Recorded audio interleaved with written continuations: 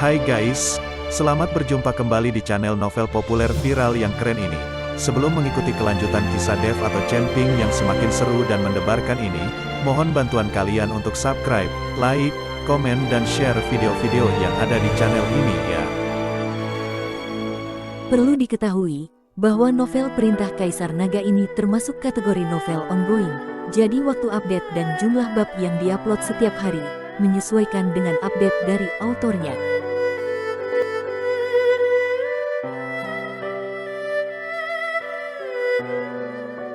Perintah Kaisar Naga bab 3185, 3186, 3187. Menyaksikan Dev menuju tentara kota Raja Mingli, Gao Qilan dan yang lainnya sangat gugup. Nona Gao, Nona Liu, Anda tidak perlu mengkhawatirkan Tuan Chen. Tuan Chen akan baik-baik saja. Dia membuat formasi sihir di luar tadi malam. Orang-orang itu tidak dapat menyakiti Tuan Chen. Ji Yun segera menghibur Gao Qilan dan yang lainnya. Mendengar perkataan Ji Yun, Gao Qilan dan yang lainnya merasa sedikit lega. Yixia, pergi dan beritahu penjaga untuk memperhatikan dan bersiap menyambut Tuan Chen kembali kapan saja. Yihe berkata pada Isa. Yixia mengangguk lalu bersiap. Dev. Sebaliknya, menggendong Li Xing dan perlahan berjalan ke arah Raja Li. Mereka berjarak puluhan meter dan berdiri berhadapan. Raja Li memandang putranya, yang penuh bekas luka dan celananya berlumuran darah, dan kemarahan muncul di matanya. Mata Raja Li tertuju pada Dev. Ini pertama kalinya dia melihat Dev. Orang yang seumuran dengan putranya ini dapat mengalahkan Penatuaki. Apakah kamu Dev? Raja Li bertanya dengan dingin. Dev tidak berbicara, hanya mengangguk. Kamu ingin menukar anakku dengan busur Raja Dewa, tapi kamu membiarkan anakku sangat menderita. Bukankah itu terlalu berlebihan? Sambil mengertakkan gigi, Raja Li bertanya sambil menahan amarah di hatinya. Berlebihan? Dev tidak bisa menahan diri untuk tidak mengangkat sudut mulutnya. Aku hanya mengatakan bahwa aku akan menukar nyawa putramu dengan busur Raja Dewa, tetapi aku tidak mengatakan bahwa menyakitinya adalah hal yang buruk. Jangan bicara omong kosong, sekarang anakmu ada di sini. Apakah kamu ingin menukarnya? Jika tidak, maka aku akan menamparnya sampai mati. Beraninya kamu? Mata Li Wang membelalak dengan marah. Selama ini tidak ada yang berani mengancamnya. Dengan ekspresi jijik di wajah Dev, dia menamparkan wajah Li Xing. Plak, dengan suara tajam, Li Xing berteriak karena terkena pukulan. Hentikan, kamu berani memukul anakku di depanku, apa kamu mencari mati? Aura tirani keluar dari tubuh Raja Li, menderu keras. Masih mengancamku? Dev memutar matanya, lalu menamparnya beberapa kali lagi. Bang bang bang, Li Xing dipukuli sampai dia berteriak berulang kali, menangis berteriak memanggil ayah dan ibunya. Ayah, selamatkan aku, jangan memprovokasi dia lagi. Aku akan dipukuli sampai mati. Li Xing menangis kepada Raja Li, apa yang dia inginkan, berikan padanya secepatnya, berikan padanya secepatnya.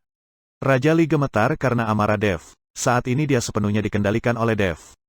Wah, aku bisa beregenerasi jika anakku hilang, tapi jika kamu membunuh anakku, nyawamu juga akan hilang, ingat, kamu hanya punya satu nyawa. Raja Li mengertakkan gigi dengan marah dan mengucapkan kata demi kata. Kamu kejam sekali, kamu bahkan tidak menginginkan anakmu. Karena kamu tidak mau, maka aku akan mengirimnya kembali ke barat, dan kita tidak perlu bertukar lagi. Dev melihat Raja Li tidak ingin bertukar busur Raja Dewa dengan Li Xing. Maka dia perlu mengambil inisiatif dengan tegas. Li Xing, pernahkah kamu mendengar bahwa ayahmu yang kejam tidak menginginkanmu lagi? Dia bisa beregenerasi, jadi jangan salahkan aku. Saat kamu sampai di dunia bawah, jika kamu ingin menyalahkanku, salahkanlah ayahmu yang kejam itu. Setelah Dev selesai berbicara, bola kekuatan spiritual langsung mengembun di telapak tangannya, dan dia menamparkan kepala Li Xing. Dev tahu bahwa Raja Li baru saja mengatakan ini, jika Li Xing benar-benar tidak penting, dia tidak perlu datang untuk menukarnya. Sekarang dia ada di sini, itu membuktikan bahwa Li Xing masih mendapat tempat di hatinya. Melihat Dev benar-benar akan membunuhnya, Li Xing berteriak pada Li Wang, Ayah, kenapa kamu begitu kejam? Aku anakmu sendiri, ibuku meninggal lebih awal, bagaimana kamu bisa memperlakukanku seperti ini? Berhenti. Tepat ketika Dev hendak menamparkan kepala Li Xing, Raja Li akhirnya berteriak untuk berhenti. Telapak tangan Dev hanya berhenti beberapa sentimeter di atas kepala Li Xing. Jika Raja Li terlambat satu langkah, Dev pasti sudah menamparkan Li Xing sampai mati. Aku akan melakukan pertukaran denganmu. Jika kamu melepaskan anakku, aku akan memberimu busur Raja Dewa. Setelah itu terlihat Raja Li mengeluarkan busur Raja Dewa. Melihat busur Raja Dewa, tanpa sadar mata Dev bersinar. Beri aku busur Raja Dewa dulu, lalu aku akan melepaskan putramu. Kamu membawa begitu banyak orang, aku sendirian, aku tidak akan cukup bodoh untuk membiarkan mereka pergi dulu. Dev berkata pada Raja Li, kalau aku memberimu busur Raja Dewa, apa yang akan kamu lakukan, jika kamu tidak melepaskan anakku? Li Wang bertanya, apakah kamu masih punya pilihan sekarang? Kamu hanya bisa percaya padaku. Jika kamu tidak percaya, maka kita tidak perlu menukarnya.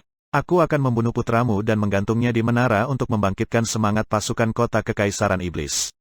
Setelah Dev selesai berbicara, dia hendak berjalan kembali sambil menggendong Li Xing. Raja Li ragu-ragu, dia tidak berani memberikan busur Raja Dewa kepada Dev secara langsung. Raja Li, meskipun Dev kuat, dia hanyalah seorang diri. Kamu berikan saja busur Raja Dewa terlebih dahulu, dia tidak bisa melakukan trik apapun. Ketika saatnya tiba, jika kita telah menyelamatkan Tuan Muda, kita akan melakukan pengepungan, dan jika kita bisa merebut kota Kekaisaran Iblis, maka busur Raja Dewa itu akan kembali kepada Anda. Penatua Qi melangkah maju dan berkata kepada Raja Li. Setelah mendengar ini, Raja Li mengertakkan gigi dan berkata kepada Dev, baiklah, aku akan memberimu busur Raja Dewa dulu, tapi jika kamu berani mempermainkanku dan tidak melepaskan anakku, aku pasti akan membuatmu mati tanpa mayat. Dev tidak berbicara, tapi mengangkat tangannya dan menamparkan Li Xing beberapa kali. Setiap kali Raja Li berani mengancamnya, Dev akan memukuli putranya. Ah, Li Xing menjerit dan mulai menangis. Raja Li marah dan cemas saat melihat ini, tapi dia tidak bisa berbuat apa-apa, siapa yang akan membiarkan putranya berada di tangan Dev. Melihat putranya dipukuli, Raja Li tidak berani berbicara omong kosong lagi, jadi dia hanya bisa melemparkan busur Raja Dewa ke arah Dev. Dev mengulurkan tangannya dan langsung menangkap busur Raja Dewa. Merasakan aura di busur Raja Dewa, Dev sangat bersemangat. Busur Raja Dewa itu akhirnya kembali. Dev, aku sudah memberimu busur Raja Dewa. Bisakah kamu melepaskan anakku sekarang? Raja Li memandang Dev dan bertanya. Tentu saja, saya adalah orang yang berintegritas. Karena Anda telah memberi saya busur Raja Dewa, saya akan melepaskan putra Anda. Setelah Dev selesai berbicara, dia membuang Li Xing itu dengan santai. Melihat ini, Raja Li tiba-tiba melompat, menangkap Li Xing, dan perlahan jatuh ke tanah. Saat Dev melepaskan Li Xing, tubuhnya mundur dengan cepat. Setelah Raja Li menurunkan Li Xing, dia berteriak dengan marah, "Nak, aku tahu kemana kamu lari. Raja Li, jangan mengejarnya, pasti ada formasi di bawah kota Kaisar Iblis ini. Jika kamu mengejarnya sendiri, kamu pasti akan berada dalam bahaya. Jika sesuatu terjadi padamu, bukankah kita tidak akan memiliki pemimpin? Saya pikir inilah waktunya untuk menyerang kota, begitu kota itu hancur, mereka tidak dapat melarikan diri sendirian." Penatua Qi menghentikan Raja Li dan berkata, Raja Li memikirkannya, dan memang demikian, jadi dia melambaikan tangannya dan berkata, kepung kota. Dalam sekejap, puluhan ribu tentara mulai menyerang kota. Ye He yang berada di menara kota, menyaksikan puluhan ribu pasukan menyerang kota dengan kekuatan penuh. Dia tidak bisa menahan cemberut dan memerintahkan anak buahnya untuk bersiap. Ketika Dev melihat pihak lain telah mengerahkan pasukan besar untuk menyerang kota, dia benar-benar berhenti berlari menuju kota Kaisar Iblis. Sebaliknya, dia berdiri di sana dan diam-diam memandangi puluhan ribu pasukan musuh. Melihat Dev seperti ini, semua orang menjadi bingung, mereka tidak tahu apa yang akan dilakukan Dev. Apakah dia mampu melawan pasukan yang berjumlah puluhan ribu sendirian? Tuan Chen, cepat kembali. Melihat ini, Ye He berteriak keras. Dev, kembalilah, kembali dengan cepat. Gao Qilan dan yang lainnya juga cemas, berteriak keras. Tapi Dev tidak bergerak, dia telah menyimpan busur Raja Dewa. Lalu dia memegang pedang pembunuh naga yang bersinar di tangannya, dan dia melapisi tubuhnya dengan baju besi emas yang tidak bisa dihancurkan. Pada saat ini, Dev memiliki aura sedemikian rupa sehingga satu orang dapat berdiri di depan 10.000 orang lainnya, tetapi aura tetaplah aura. Bagaimana Dev bisa menahan serangan puluhan ribu pasukan sendirian? Cepat jemput Tuan Chen. Melihat ini, Ye He hanya bisa meneriaki Yixia dengan keras. Yixia mengangguk, dan segera memerintahkan pasukan yang telah dipersiapkan sejak lama, perlahan membuka gerbang kota, dan bergegas keluar. Gao Qilan dan yang lainnya juga ingin meninggalkan kota, tapi mereka dihentikan oleh Ye He. Jika sesuatu terjadi pada orang seperti Gao Qilan, Dev tidak akan pernah memaafkannya. Bagaimana dia bisa membiarkan mereka maju ke medan pertempuran? Mereka semua adalah wanita Dev. Mereka adalah istri penguasa istana Tianlong. Bagaimana Ye He bisa membiarkan mereka mengambil risiko?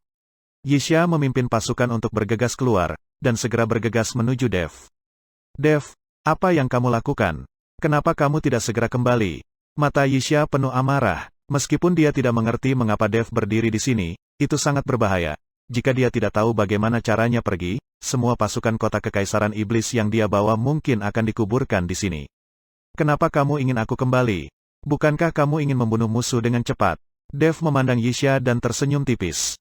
Tentu saja saya ingin membunuh musuh dengan cepat, tetapi orang kita sedikit dan kekuatan kita masih rendah, bagaimana kita bisa menghadapi lawan untuk bertarung?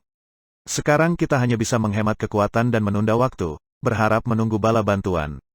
Kata Yisha pada Dev, siapa bilang kita tidak bisa bertarung dengan jumlah pasukan yang kecil? Dev memandang Yisha dengan ekspresi main-main di wajahnya, beritahu para prajurit untuk bersiap melakukan pembantaian, dan mereka akan membuktikan kepada orang-orang kota Raja Mingli, bahwa prajurit kota Kaisar Iblis tidak bisa dianggap enteng. Kamu, melihat Dev bertekad untuk tidak kembali, Yisha tidak punya pilihan selain berbalik dan memerintahkan, semua prajurit dengarkan perintah, ambil senjata kalian, dan bersiaplah untuk bertarung. Lebih dari 1.000 tentara yang dibawa oleh Yisha semuanya mengeluarkan senjatanya. Wajah mereka tegas, mata mereka penuh dengan niat membunuh, tanpa rasa takut. Mereka tahu bahwa mereka telah mencapai titik ini, dan mereka khawatir itu akan sia-sia. Jadi satu-satunya hal yang harus dilakukan adalah bekerja keras. Bergegas, puluhan ribu pasukan garda depan kota Raja Mingli melihat hanya ada beberapa ribu orang yang menantang mereka. Mereka segera meraung penuh semangat dan bergegas maju. Dev menatap puluhan ribu pasukan musuh, dan sepertinya sedang memikirkan sesuatu. Dan saat puluhan ribu pasukan musuh hanya berjarak 100 meter dari mereka, Dev tiba-tiba menyegel tangannya, dan kekuatan naga meledak dari dadanya. Di belakang Dev, cahaya kemasan berkedip terus-menerus, memantulkan Dev seperti dewa. Dengan kilatan cahaya kemasan, gelombang tak terlihat mulai menyapu, menutupi dunia di depan Dev. Gemuruh, dalam sekejap, semua orang terkejut melihat sinar cahaya yang tak terhitung jumlahnya keluar dari tanah. Sinar cahaya ini mulai terhubung dengan kecepatan kilat, dan akhirnya membentuk tirai cahaya misterius. Tirai cahaya menyebar dengan kecepatan yang tidak terduga, dan segera mengepung puluhan ribu pasukan musuh. Puluhan ribu pasukan musuh ini masuk dalam perangkap seluruhnya. Itu formasi, memang ada formasi di depan kota kekaisaran iblis ini. Penatua Qi mengerutkan kening dan berkata, beritahu para prajurit untuk tidak mengacau dan terus menyerang ke depan, ini hanya formasi pertahanan dan tidak membahayakan. Raja Li memerintahkan dengan keras. Dia mengira formasi yang ada di luar kota kekaisaran iblis adalah formasi pertahanan dan tidak ada yang mematikan. Lagi pula, akan terlalu sulit untuk membuat formasi pembunuhan dengan formasi sihir sebesar ini. Perlu diketahui kalau di dunia surga dan manusia, hanya ada sedikit master formasi. Untuk membentuk formasi pembunuhan seperti itu, diperkirakan dibutuhkan banyak sumber daya dan koin spiritual. Jangankan kota kekaisaran iblis, bahkan kota kekaisaran Mingli pun tidak mampu membelinya. Itu sebabnya Raja Li sangat yakin bahwa formasi yang ada di hadapan mereka pastilah formasi pertahanan. Sebelum perintah Raja Li disampaikan, suara berat Dev terdengar. Pada saat ini, tirai tipis mulai berubah terus-menerus, seolah-olah seluruh dunia terbagi oleh tirai tipis ini.